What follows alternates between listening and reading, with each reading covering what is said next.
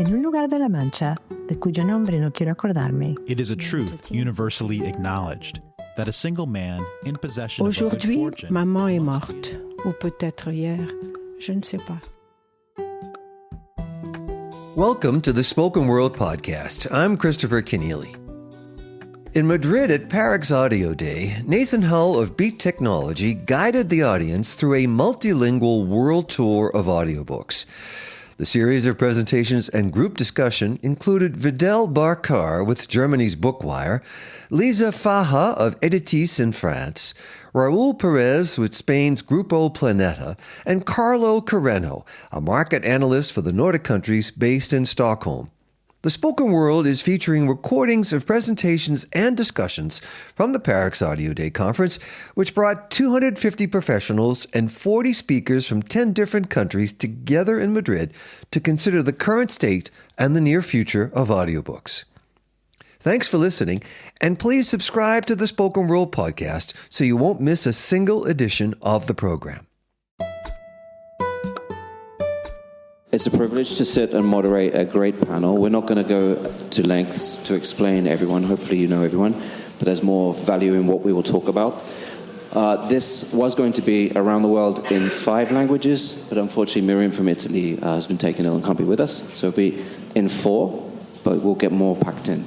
So we're joined by Carlo Carrenho, Brazilian-Swedish, Liza Faja from Editis in France, Videl an Englishman representing Bookwire Germany, and Raúl Pérez from Grupo Planeta in Spain.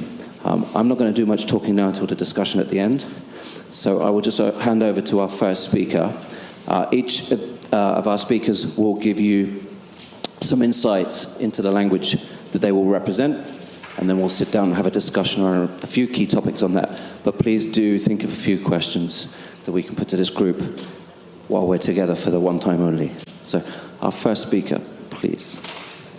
Hello, everybody. I'm very happy to be here today with you, and thanks to Javier and Luis, I'm very excited to talk about the French market. I'm the head of Liza, which is the imprint of Editis, the second largest publishing group in France. So it can change. Okay, thank you. I've been in the audiobook industry a bit like Amanda, like since 20 years now. So it's a time where we were selling more CD than digital copies, which sounds amazing, but yes. Liza's imprint is now 6 years old, and we produce 1,700 titles. It's been very challenging on a very interesting market, the French market. So the French audiobook market is a very dynamic, growing market, and since the confinement, French people really discovered audiobooks, and they really kept the habit. So it was very beneficial for the French market. There's very little figures about the market because there's no data that we share between publishers, but I gathered some. The market is estimated between 35 and 50 million revenue, but the most important key is the growth, which is double digit, plus 12.5%. For 2023 compared to 2022. And 30% of French people have already listened to an audiobook. So we still have 70% who didn't. So there's a lot to do. The other very interesting thing is that it's a young crowd. 63% of the 15 to 19 years old have already listened to an audiobook, so it's a very good sign for us. Who publish audiobooks in France? We have each publishing group has its own imprint, but there's also independent publishers. As the French market is growing, some foreign publishers came also in the game, which is very challenging. And there's always newcomers. And there's one little specific thing, yes, is that some studios are also launching some imprints as they really want to explore different way of producing audiobooks. It's very experimental, but very, very interesting. Amanda was talking about the importance of having a big catalog, so French catalog is still a bit modest because we have 23,000 catalog, but it's growing every year compared to our very good neighbors, Germany. We are still behind, and we have really a good, a big job to produce more. Who listen to audiobooks in France? What's very, very interesting is that in average, the audiobook reader is 10 years younger than the book reader. So they are really new readers for our authors. It's very important for us. And they are also a bit more male, but it's changing every year, every day. Where do they listen? They listen at home, when they go to work, in transport, and there's also a big consuming time, which is when you go to sleep. So it's a great medium for, as I said, busy multitasking, urbanity, and it's also really a nice way to relax. All sorts of platforms coexist. We have three main ways to consume audio. It's the credit, the hour models, and the à la carte models.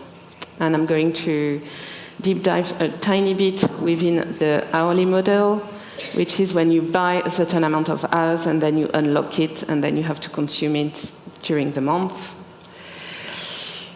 The big thing which happens in 2024 is the launching of Spotify offer in France. So we only have a few months of since the launch took place. So we have a bit of data, but not that. But it's very interesting. So in France, it's 7 million subscribers that get this this offer. So what is the offer on Spotify?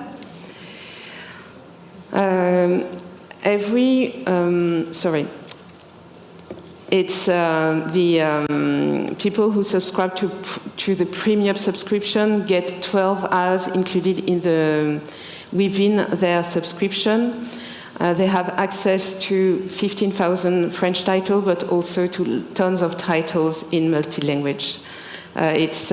You have the possibility to buy an additional 10 additional hours. What's interesting is that we can target a new audience, very young. It's the first figures say that people are between 25 and 45. They are discovering new authors. They are discovering the backlist of the authors, the new titles of the authors. So it's a really great opportunity for our catalog.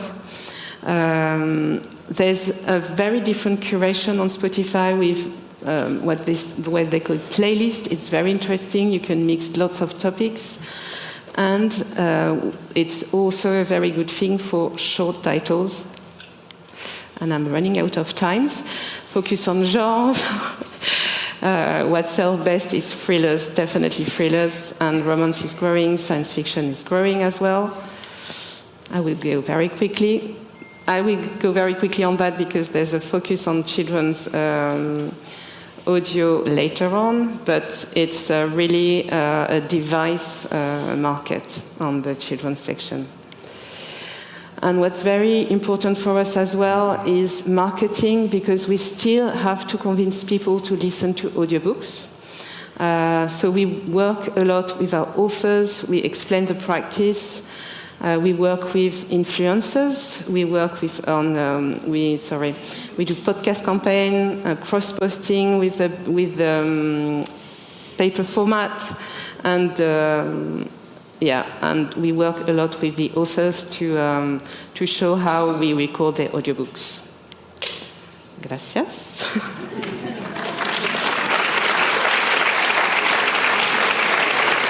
Merci beaucoup. Thank you. Let's rapid fire through these. Over to you, Videl. So we're going to hear about the German-speaking markets. Okay, great. We will look at the German market. So first of all, a quick word about Bookwire. We are a world leader in digital distribution. So audiobooks and ebooks is our business. I'm responsible for the audio side of the business. We have around 3,000 clients globally in many different markets. We distribute about 1 million ebooks and about 400,000 audiobooks in many different languages. And Germany's been, it's a German headquartered company, originally founded in Frankfurt, so Germany is our, let's call it our home market, our original market. So some key facts, conditions, and drivers about the German market. You heard Amanda earlier talking about Germany as a kind of one of the mature markets, which I would absolutely agree with. So some facts here. So around 90 million German speakers. If we call it Germany, Switzerland, Austria, it's a pretty big market. Estimated market size, revenue-wise, these numbers are difficult to get 100% accurately, but around 300 million euros. So that's for audiobooks and audio dramas, and I will get onto that a little bit later, which is the dramatic multicasting, more like audio plays or radio plays. Catalog size, again, difficult to put an exact number, but it's around 100,000 titles, and that's because it's been building over many, many years. It's basically the biggest audiobook market in Europe, I think, and it follows the same kind of a lot of similar trends that has created the biggest market in the US in terms of English language. And what are those things? So there's a long history of spoken word culture in the German market. There was a culture of audio, spoken word audio, decades ago, in the days of records, and then cassettes, and then CDs. So the physical market in the German market was very, very established, even before digital came along. 82% of Germans, German 16-year-old plus, like to stream music and audiobooks, podcasts, and news. So there's a very high willingness of the German population to use streaming, so access over ownership. And of course, competition drives innovation. There are many players on the publishing side, big publishing houses, medium, small. We still talk to lots of smaller publishers who are thinking about starting an audio in the German market. And of course, on the retail side, and I'll have a slide to show you a little bit about what's going on there. So many different kind of pricing offers for consumers and reaching different types of consumers. The popular genres, which I think you won't be surprised about, but of course this started a bit like in the French market and probably will hear the other markets. Genre fiction driven, so crime, romance, sci-fi and fantasy, especially at the moment. There's a general trend with some huge authors in those genres, and that's the same in Germany as well. And non-fiction is growing, like in other markets. But I think there's still more potential there. And I want to make a note of children's audio. So in Germany, there is also a strong tradition of children's audio. There has been big culture, basically, for many years of listening to children's audio. I'll come on to a slide in a minute, but also, as you saw from previous presentations, there are the children's speaker boxes like Tony's, which is also originally from Germany, which has really, really driven adoption. So kids audio is very important in the German market. High production standards is also really worth mentioning, because I think a common theme today is about the importance of creating the content and expanding the catalog, and it has to be high quality. And you heard earlier what Amanda said about making sure that if new people are coming into audio, that experience needs to be good. So in Germany, there are already really, really high production standards. And the market has had double-digit growth for some years, and I have a slide to show you a little bit more detail what's going on there. So the channel retail landscape is pretty diverse. I split it into 3 categories very roughly. So on the first one on the left, you have the download to own or the credit model. And there you have Audible, you have Apple, you have Thalia, and the other German audiobook Tolino Alliance channels, which are very important. You have Tony's, which is the kids' audio. You have Google. In the second column, you have what we call the book streaming retail channels. So you have Storytel and BookBeat, Next Story, even Podimo, which is mixing podcasts and audiobooks, and Scooby and some others. BookBeat, especially in the German market, is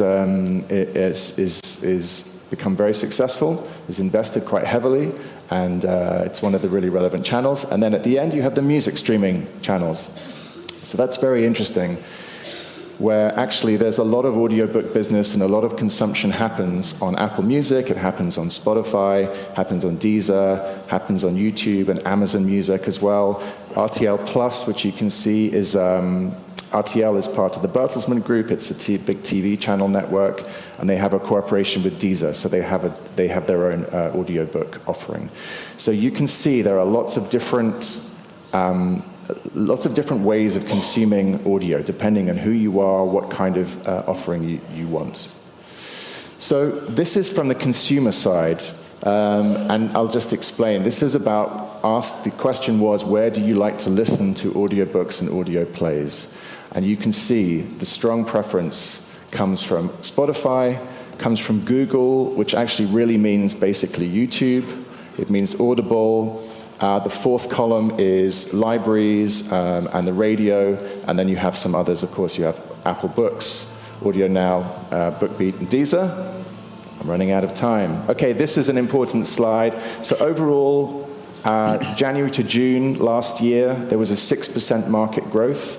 But really important to see is that physical CDs is still 6% of the market, and that decreased 26%, whereas downloads and streaming have really, really grown, especially streaming has grown by 15%. So you can see, if you take out the physical decline, the overall growth is a lot higher than 6%. I'd say just quickly, I believe there are really two growth drivers for audio, and the same as for the German market. You have supply and demand, so you need more content, you need fantastic production. Bookwire also produces audiobooks for our clients, and of course you need business model innovation on the retail side. So I think the future is not a one-size-fits-all economy, and the German market is already like that, lots of different models. And with that comes complexity, but it also comes with opportunities. Thank you.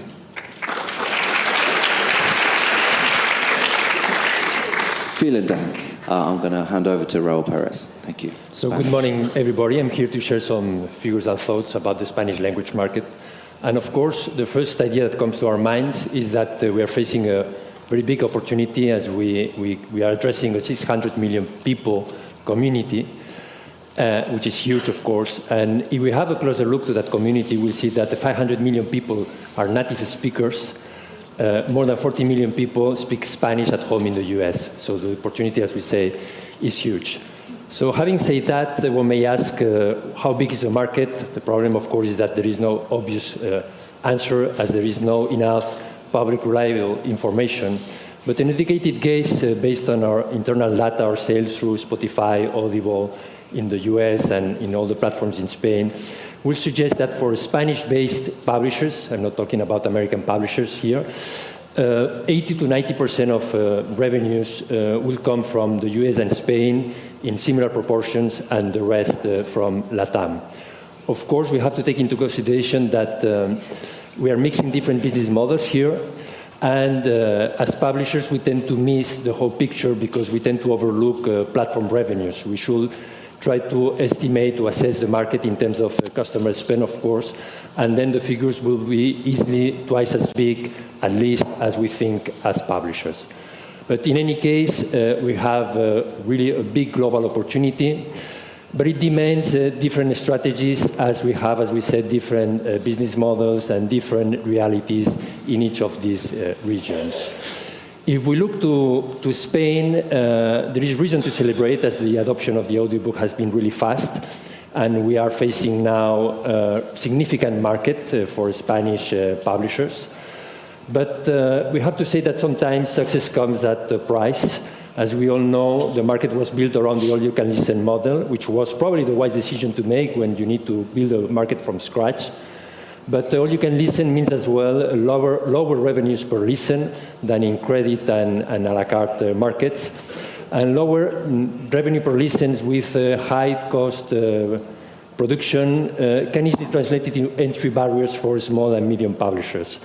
And that's something we cannot afford as an industry, to lose diversity. We need to find the ways to build an environment where small and medium publishers can take profit from this opportunity as well, because otherwise losing diversity is bad for authors, it's bad for listeners, it's bad for readers.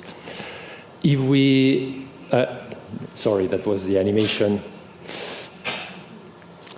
If we look now to the US market, the reality is different, of course. In terms of opportunity, if we apply demographic stats with 14% of the population speaking Spanish at home, then we could be facing a $300 million opportunity. Of course, that's an opportunity, a market that needs to be developed, but the seed is planted and the ecosystem is really strong and rich. What is true, in any case, is that audiobooks surpassed ebooks in terms of sales in November, last data available. That's something that we have confirmed through our Planeta sales in the US with Spotify and Audible and Kindle as well, where audiobook overtook ebook sales a long time ago for us as well.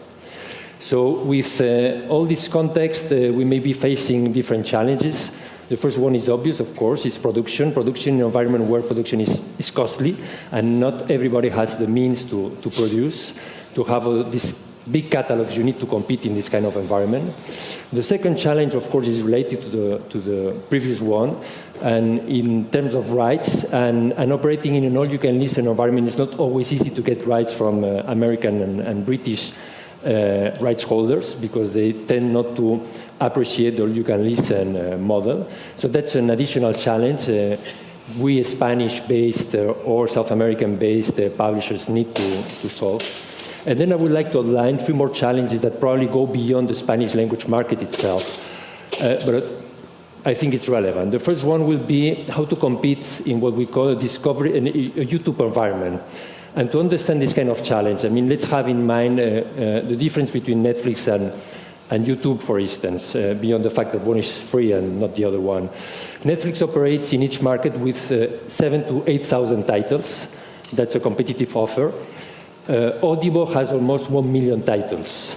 So we need publishers to understand how to be relevant in an ecosystem flooded with so many titles. I mean, we have now AI titles, we have self-published titles, we have all publishers trying to make available our backlist titles.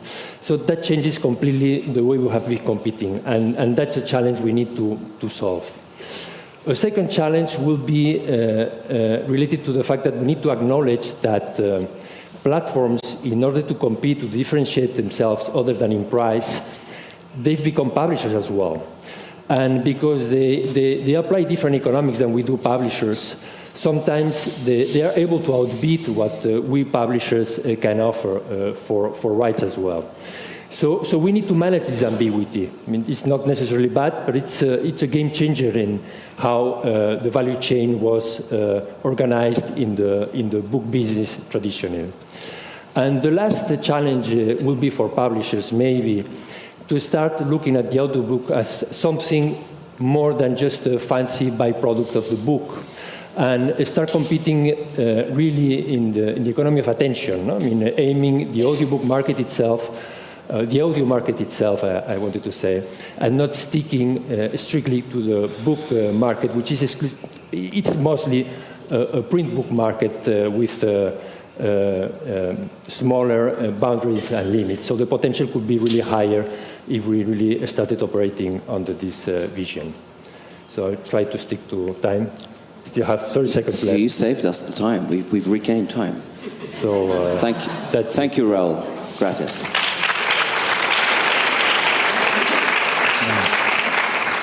And last but not least, I'll hand over to Carlo, who's going to cover 5 countries, 5 languages in the same amount of time.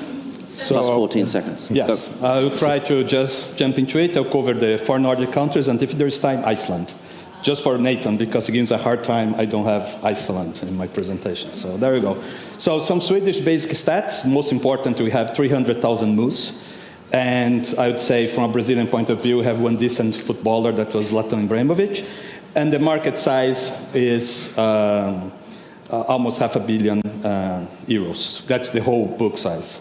More importantly, the Swedish audiobook publishers' revenue grew in 2023 6% to €6 million, and you can see how the revenues are growing over time. This is more important. So in 2023, the data for last year is not ready yet. 34% of Swedish publishers' revenues came from audio. That means only 60% came from print and ebooks.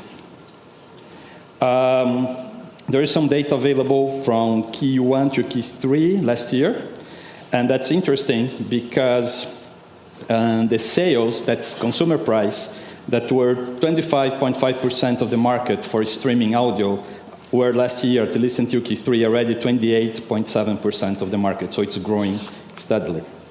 This is my favorite slide. If you consider the copies of books, the titles, 63% of books sold in Sweden in the first 3 quarters of last year were audio. That means, and ebooks never really happened in Sweden, it's 5%, and printed books, 32% in unities. And then if you look at the digital sales, as I said, the books never happened, so there are only 8% of the digital sales. It's mostly audiobooks. And then if you consider a la carte and subscription is more than 98% of sales in Sweden, so there is no real a la carte. This is an interesting slide. This is about the genres. So you can see here that fiction is a lot more present in digital subscriptions, and digital subscriptions, which in Sweden means audio, is really about fiction. So basically, when Swedish people leave work very tired at 3 p.m. to go home, that's the rush hour in Stockholm, they don't want to listen to a book about how to be a better husband, how to be a millionaire, or anything like that. They just want a story to escape. So it's really about fiction and good storytelling in Sweden. Now, going to my southern neighbors, my new Argentina, as I call them. Most important stats, they have produced more than 1 trillion legal pieces. They had 2 decent footballers, the Laundry Brothers, and that's their book market there. And they don't have any moors and any mountains, it's completely flat. Anyway, the Danish also have a tradition of releasing their stats very late, so I don't have any data from 2024, but that's 2023, and you can see how Danish audiobook publishers' revenue grew anyway. Then in 2023, 21% of their revenues came from audio. So it's not like Sweden, but it's similar. Fiction has a huge presence as well. So if you see, that's where digital is more paired with print. Non-fiction, very little. Children's is a special case in Denmark that I need to study better. Now going to Norwegian, where they have no decent footballer. I'm sure Nathan is going to say Holland is good. Compared to Zlatan, no way. So another interesting stats is that they are the top 10 oil exporter and the highest rate of electric cars per capita in the world, which means let's only pollute other people's countries, not ours. Anyway, going back to books, they have all the stats from last year. So their audiobook revenues for publishers grew 10% last year. And then you can see how it grows. And then you can also see the yellow is streaming, right? The gray is a la carte, and then physical is almost nothing, so it's basically streaming as well. And 29% of Norwegian trade publishers' revenues came from audio in 2024. This is interesting. From all books sold by the members of the Norwegian Publishers Association that's 2023, 52% were audio in units. Then let's go to Finland. Most important stats, they have 3 million naked saunas for 5.5 million people that you have to go naked now. No football, but very decent Formula 1 drivers. So audiobook revenues were 27.3% of publishers' revenues in 2024, only 4% from ebooks. Again, it's mostly audio. Actually, the penetration of audio in Finland has passed Sweden. And then the revenues came basically 93% from subscription and only 4% from a la carte, you can see there. Again, fiction has a better presence in audio than non-fiction, different than other markets. And then we had time. We got to Iceland, where there's basically no stats about audiobooks. Informally, Storytel says it's one of the most profitable markets, but it's a very small nation, only 400,000 people. The interesting stat is that 54.4% of the people there believe in elves. They don't have any football, but they have the best football fans, if you remember the Euro Cup. And yeah, you should remember. Anyway, the only stats I could find, actually, is that the most important is that 26% of Icelanders listen to audiobooks weekly. That's in statistics from actually 2024, and it became 2004 maybe because the elves there changed. I don't know, that's a little mistake. And they really have no real audiobook stats, but it's a country where audio is really, really present. We all know that. Before I finish, also this week, both Storytel and BookBeat released some data, and they all had fantastic years in 2024. They're growing, they're profitable, and everything seems to be doing well. So, respecting my time, in the Nordics, digital is all about audio, subscription, and fiction. And maybe in the case of Iceland, some elves. Thank you.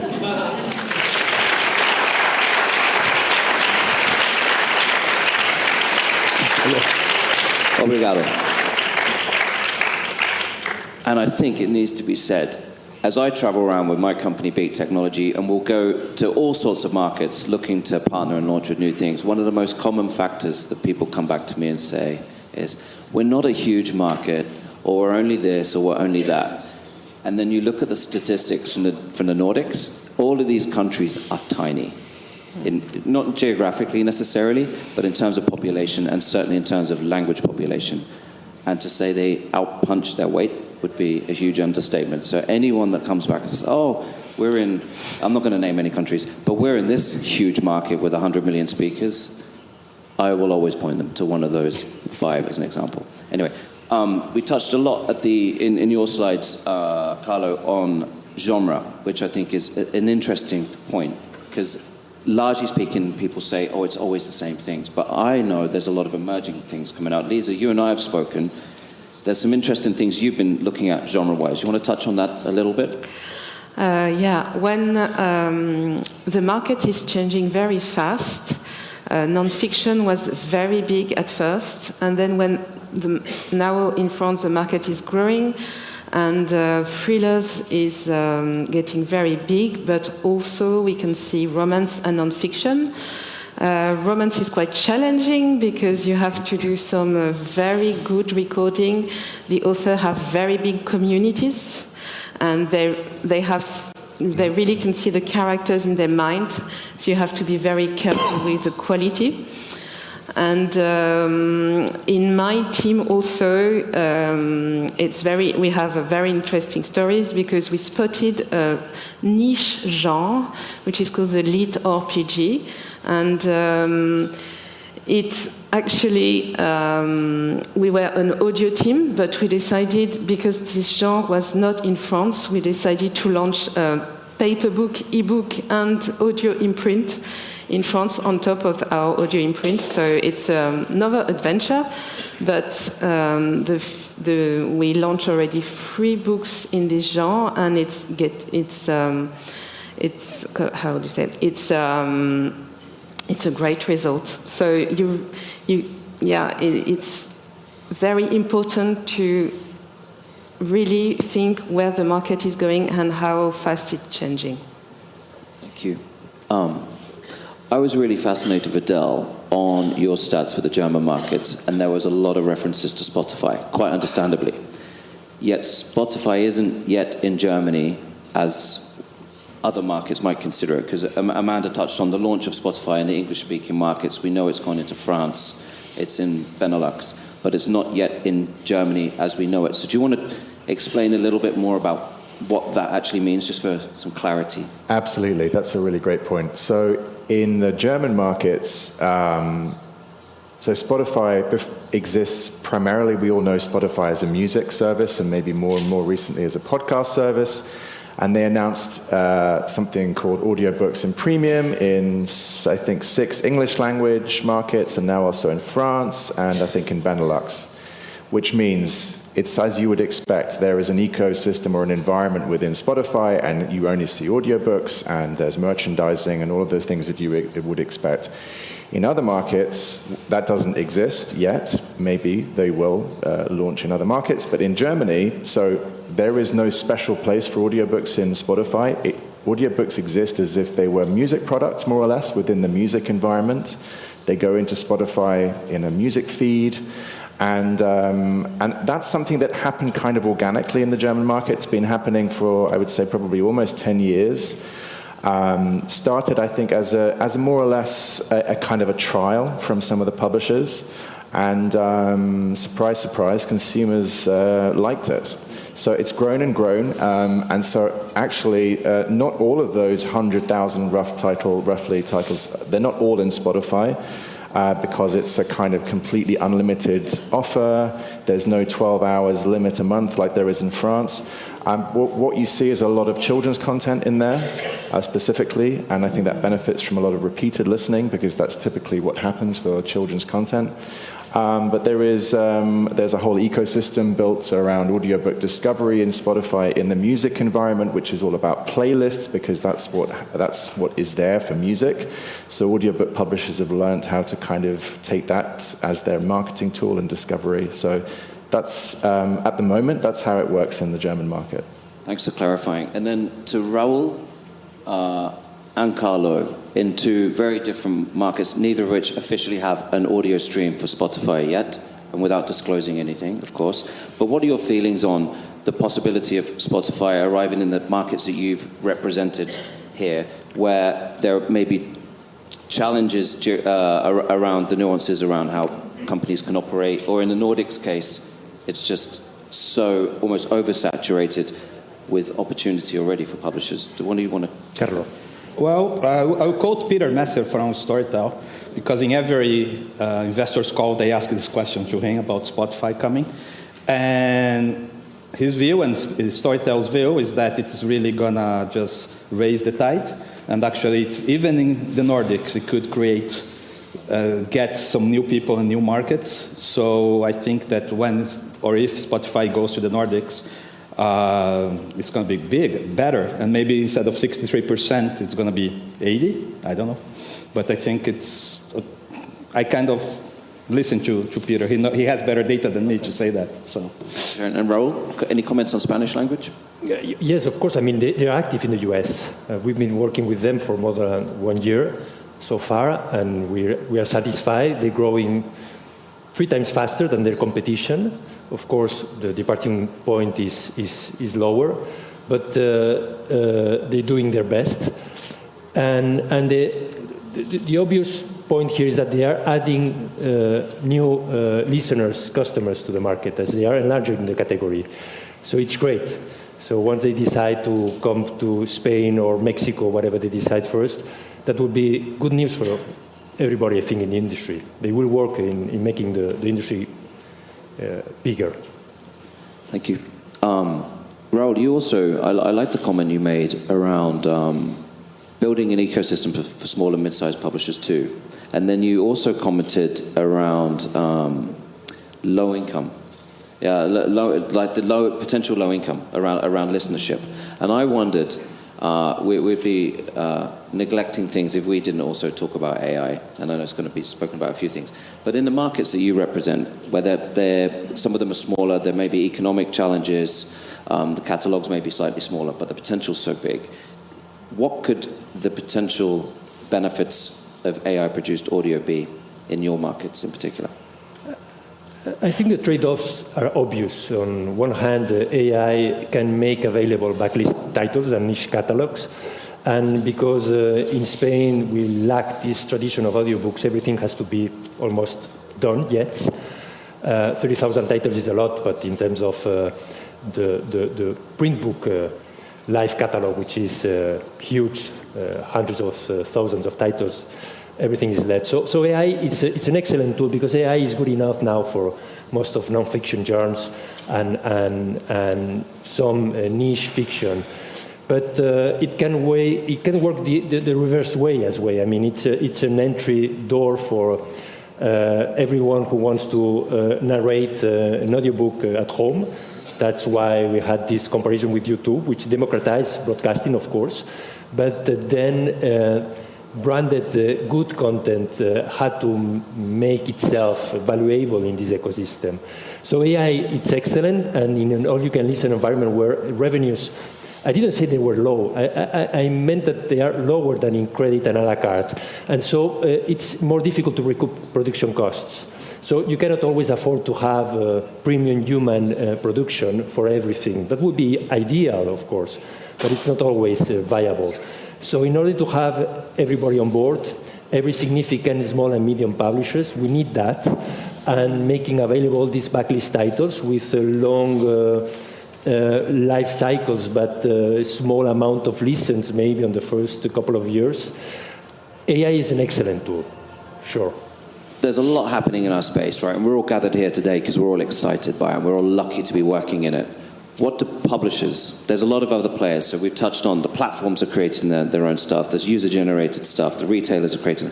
What do publishers, book publishers, need to do to improve their own audio capabilities? Rapid fire answers. Anyone first? And treat it just like they treated the print books with the same care, and even if they're not consumers of it. Okay, quality and care. Lisa? No, we really have to grow the catalog, really. Okay, grow that catalog rapidly. Videl? Long-term commitment. Don't just expect quick returns from audio. I like that one. The marathon, not the sprint. Yep. Okay, and Raúl? And I want to insist on owning and not just producing the catalog. Owning the rights and producing themselves. I really like that one. So we're going to leave it on that. Thank you, everyone. Thank you. Thank you.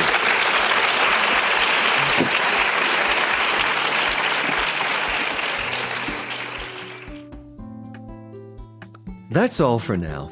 Our producer is Jeremy Brisky of Burst Marketing, and Rob Simon is our executive producer. The Spoken World covers the latest news in the global audiobook market and features exclusive interviews with audio industry leaders, analysts, and innovators. Learn more at spokenworld.media and subscribe on all major podcast and streaming platforms. I'm Christopher Keneally. Join me again soon on The Spoken World.